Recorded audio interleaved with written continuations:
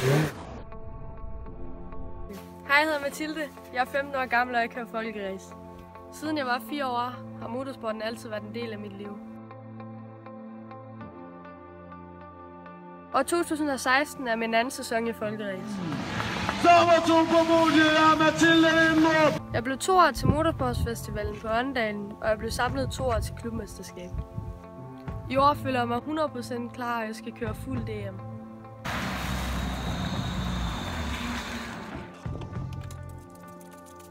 Jeg søger sponsor til år 2016. Det gør jeg, fordi at motorsporten det er en dyr sport, og selvom jeg selv har fritidsjob, og jeg lægger alle mine penge i det, og mine forældre hjælper mig rigtig meget økonomisk, vil det være en stor hjælp med sponsor, der kan hjælpe mig på vej. Selv små beløb vil betyde en kæmpe del for mig.